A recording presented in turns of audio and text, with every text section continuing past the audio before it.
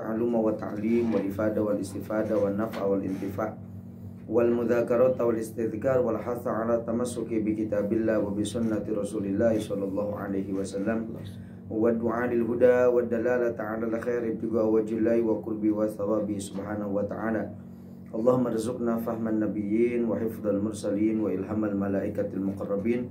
Allahumma aghnina bil ilmi wa zayyina bil hilmi wa akrimna bit taqwa wa jammilna bil afiyah bi rahmatika ya arhamar rahimin.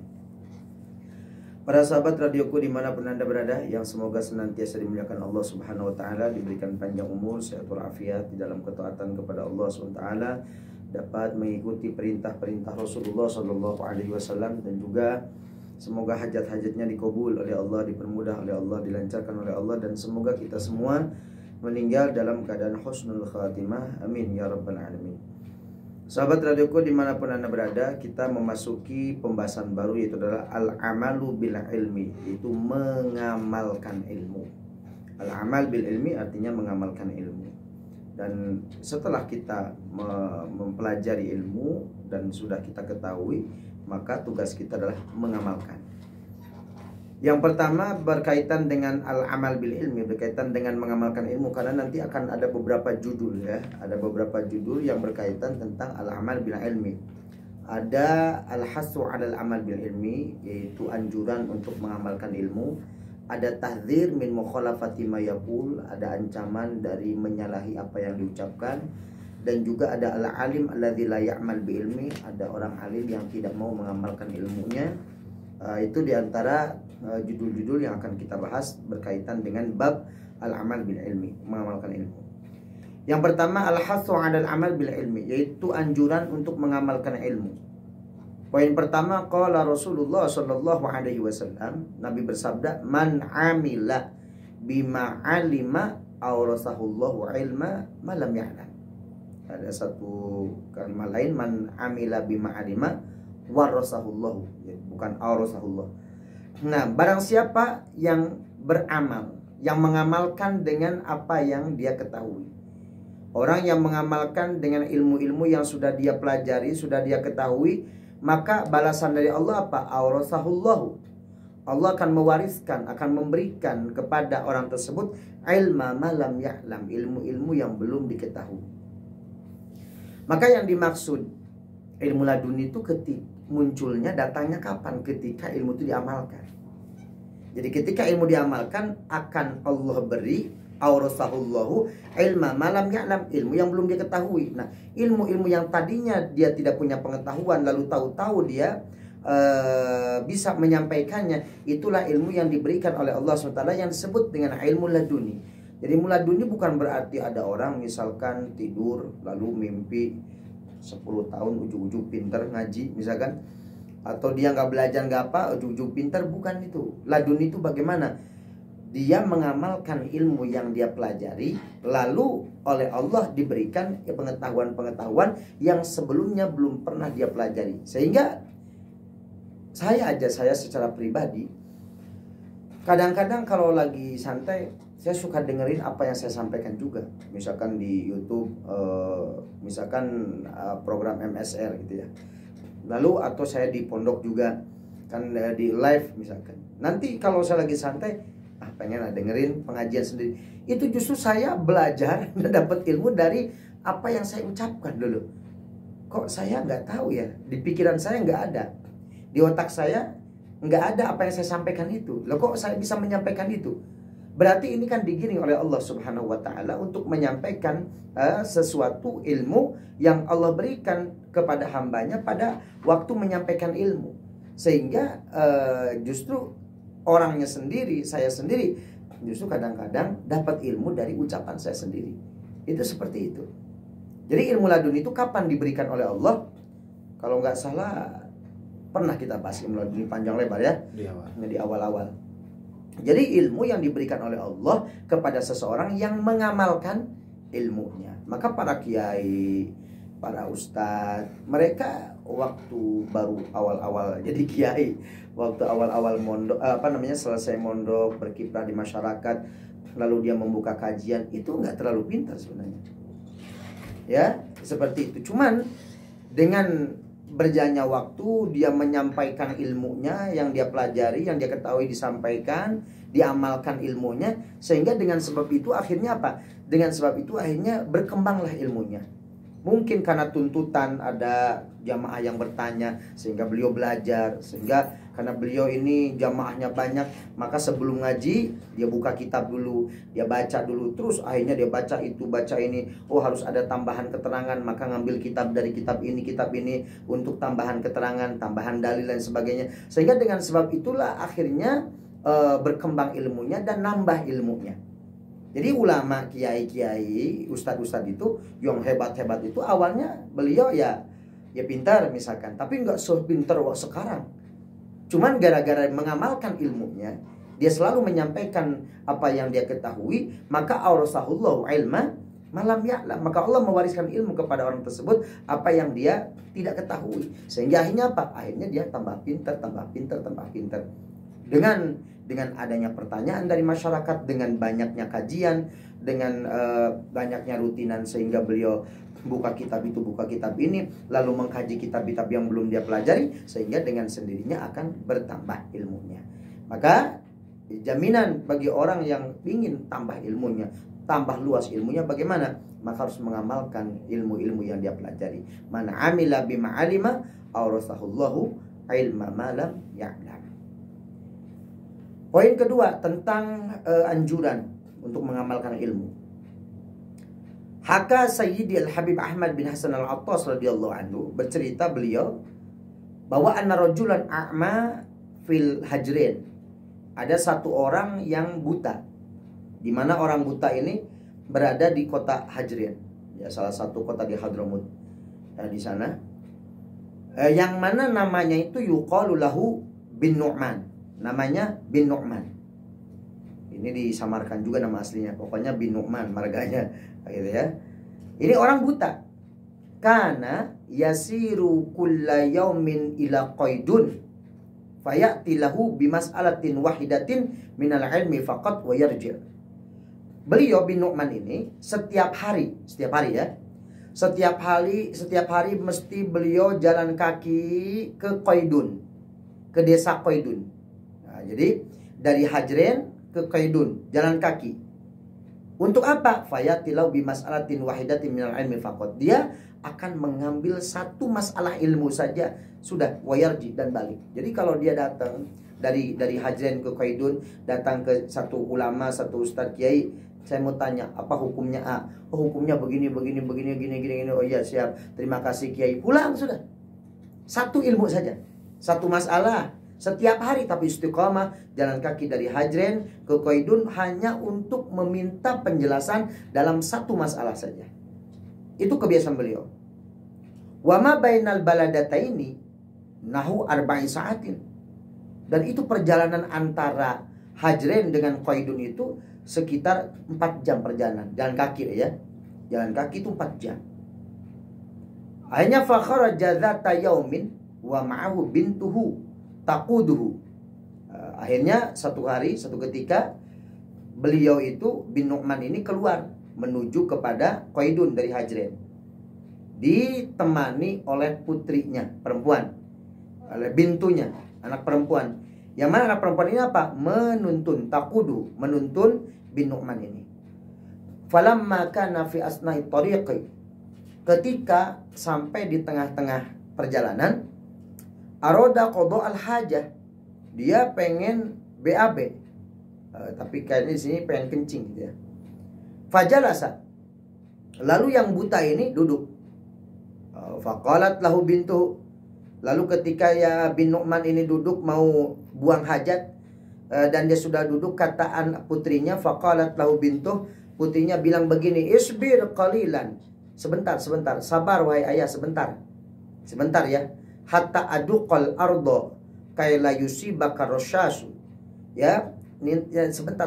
Saya akan menggali sedikit tanah, yang meratakan tanah dan membereskan tanah supaya nanti kamu tidak terciprat, tidak kecipratan najis. Karena mungkin kalau kencing, pas kencingnya ke batu ya kan, keras, akhirnya melebar kemana-mana. Tapi ini saya mau lembutin dulu tanahnya, dikasih tanah dulu, biar nanti kalau kencing ke tanah kan nggak apa namanya, nggak nyiprat kemana-mana.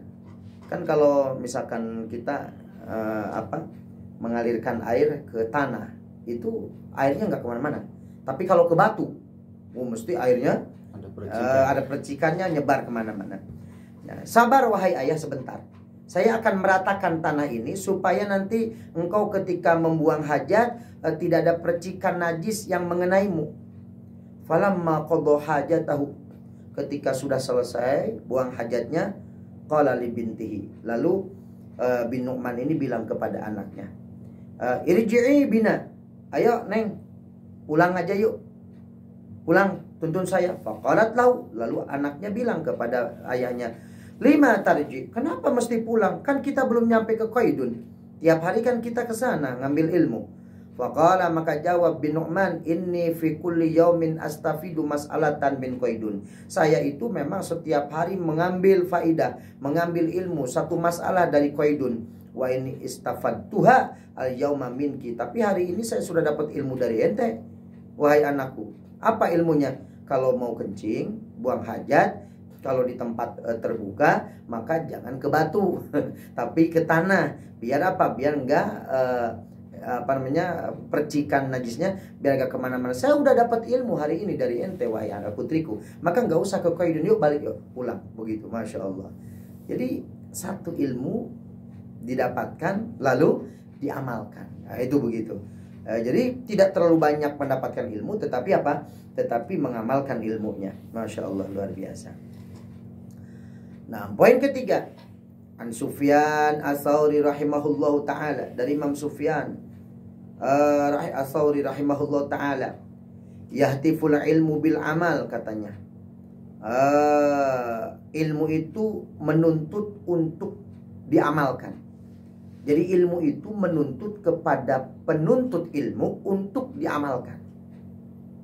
Fa'in ajabahu, ya, jika ada jawaban, ya, dengan mengamalkan ilmu, maka ilmu itu akan menetap. Fa'in ajabahu, kalau dia itu mengamalkan ilmu-ilmu yang dia dapatkan, karena ilmu itu menuntut untuk diamalkan.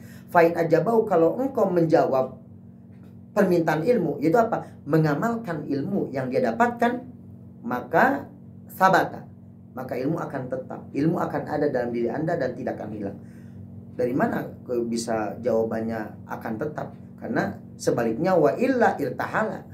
Kalau ilmu tidak diamalkan, irtahala, maka akan hilang, akan pergi. Berarti kalau diamalkan akan tetap.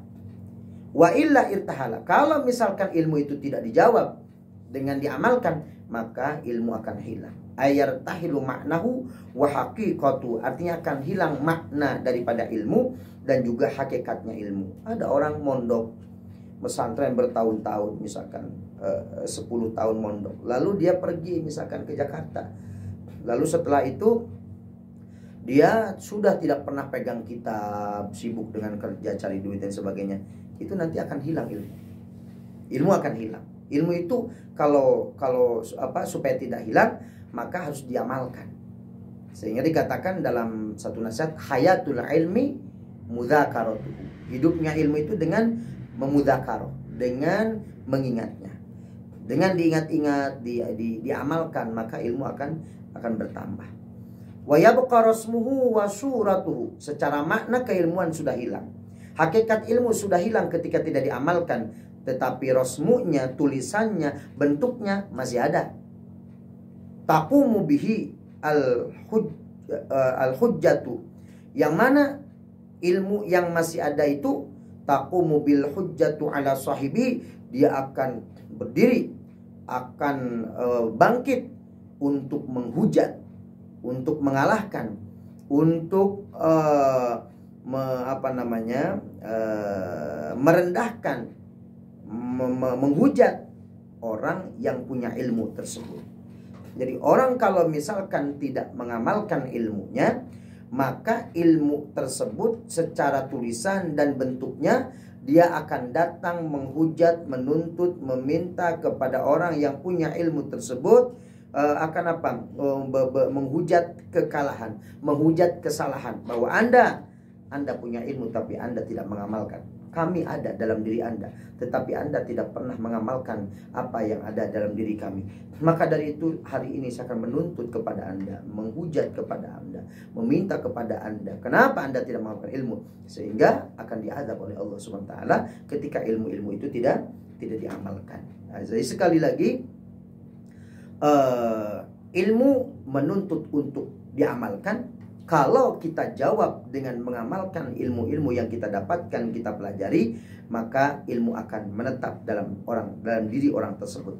Wa illa irtahala. Tetapi kalau misalkan tidak diamalkan, maka ilmu akan hilang. Artinya hilang bagaimana? Hilang secara makna, hilang secara hakikat, tetapi secara tulisan dan bentuknya masih ada, dan akan berhujah untuk menghujat orang yang punya ilmu tersebut, sehingga mereka akan dilaknat oleh Allah Subhanahu wa taala. Ya Allah, naudzubillah min dzalik. Jadi memang kita dituntut untuk berilmu. Ya, dituntut untuk berilmu. Lah, ketika kita berilmu, wajib untuk diamalkan. Ketika kita tidak punya ilmu, maka wajib belajar ilmu. Ketika kita sudah punya ilmu, dituntut untuk mengamalkan ilmu. Seperti itu. Maka intinya apa? Harus berilmu, lalu beramal, lalu diamalkan. Nah, poin keempat, qala Ibrahimu bin Adham rahimahullah ta'ala. Imam Ibrahim bin Adham rahimahullah ta'ala, beliau berkata, marartu bi Makkata bihajarin maktubin alaihi iqlibni ta'tabir. Ibrahim bin Adham itu beliau pernah di Mekah lewat satu batu. Ada batu gede begitu. Pas ada batu gede, di dalam batu itu ada tulisan. Tulisannya begini, iqlibni ta'tabir. Coba kamu balikin, ya, aku. Coba balikin aku, maka kamu akan mengambil pelajaran. Jadi apa namanya, kan suka ada eksperimen-eksperimen, ada tulisan peluk aku. Aduh, kalau yang minta dipeluknya perawan ya banyak yang pengen, ya. Apa namanya, seperti itu. Jadi si batu itu, di situ dalam batu itu ada tulisan iqlibni ta'tabir. Coba aku balikin. Aku ini balikin, nanti kamu akan mengambil pelajaran. Akhirnya faqalabtuhu. Lalu kata Imam Ibrahim bin Adham, lalu saya balikin itu batu. Saya ambil, dibalikin. Tak faidan alaihi maktubun. Ternyata di situ ada tulisan dalam batu itu. Apa tulisannya? Anta bima ta'lamu la ta'mal. Fa kaifa tatlubu ma la ta'lam. Katanya. Anta bima ta'lamu la ta'mal. Kamu dengan ilmumu yang sudah kamu pelajari, sudah kamu ketahui, tidak kau amalkan. Fa kaifa tatlubu ma la ta'lam. Lalu bagaimana kamu mau mencari sesuatu yang tidak kamu ketahui? Sesuatu yang sudah kau ketahui saja tidak kau amalkan, bagaimana kamu mau mencari sesuatu yang tidak kamu ketahui? Masya Allah, ya. Maka intinya apa? Ilmu yang kita ketahui harus kita amalkan, ya. Lalu ilmu-ilmu yang belum kita ketahui kita pelajari, begitu. Jangan ilmu yang sudah kita ketahui saja tidak diamalkan. Bagaimana kamu mencari ilmu-ilmu yang tidak kamu ketahui? Bagaimana kamu mau mencari tambahan ilmu, wong ilmu yang ada saja tidak kau amalkan?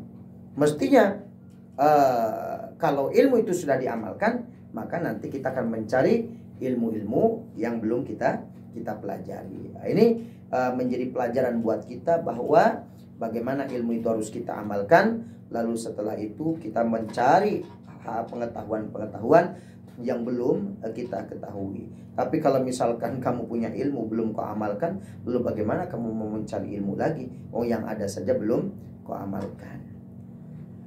Qala al-Habib Abdullah bin Alawi al-Haddad radhiyallahu anhu, beliau mengatakan, al-ilmu 'alaika hatta ta'mala bihi. Ya. Ilmu itu apa ya? Jadi kalau pakai ala gini, dalam ilmu nahwu, kalau pakai huruf jar, haraf jar lam, itu biasanya menguntungkan. Tapi kalau pakai ala itu merugikan. Artinya hal-hal yang berat gitu ya. Misalkan baki ya alfun, masih sisa 1000. Li wala alaik. Misalkan li wala alaik, sisa 1000 itu berarti buat saya, apa saya bayar ke Anda? Alaika. Maka kalau jawaban tukang warungnya alaika, berarti saya harus bayar. Karena alanya ke saya. Berarti saya yang harus menanggung, yang dikasih beban. Misalkan waktu makan-makan, tenang, yuk makan, kulu, makanlah. Ala hisabi, katanya. Ala hisabi, ingat saya hitungan ingsun. Artinya di atas hitunganku. Artinya apa? Saya tanggung, saya traktir. Karena yang alaknya kepada saya, maka berarti saya yang diberatkan, yang harus nanggung. Gitu. Maka al-ilmu alaika. Ilmu itu akan merugikanmu hatta ta'mala bihi, sampai kalau kamu bisa mengamalkan ilmu yang kau dapatkan. Jadi al-ilmu alaika hatta ta'mala bihi, ilmu itu akan merugikanmu kecuali kalau kamu mengamalkan ilmu tersebut. Maka fa idza amilta bihi fa huwa laka. Nanti kalau kamu sudah mengamalkan ilmu yang kau dapatkan, fa huwa laka, maka ilmu akan memberimu keuntungan. Karena laka pakai lak, ya, maka kamu akan mendapatkan keuntungan. Ilmu merugikanmu sampai kamu mengamalkan ilmu tersebut. Dan apabila kamu mengamalkan ilmu, maka fahuwalaka, maka ilmu itu akan memberikan keuntungan kepadamu. Ini dalam kitab Al-Hikam Al-Haddadiyah. Jadi Al-Habib Abdullah bin Al-Haddad itu beliau punya kitab Al-Hikam namanya, di mana kitab ini adalah nasihat-nasihat yang luar biasa. Nah, jadi sekali lagi, al-ilmu 'alaika hatta ta'mal bih, fa idza 'amilta bihi fa huwa laka. Ilmu akan merugikanmu, memberimu kerugian sampai kamu bisa mengamalkannya, dan apabila kau mengamalkan, maka kau akan mendapatkan keuntungan.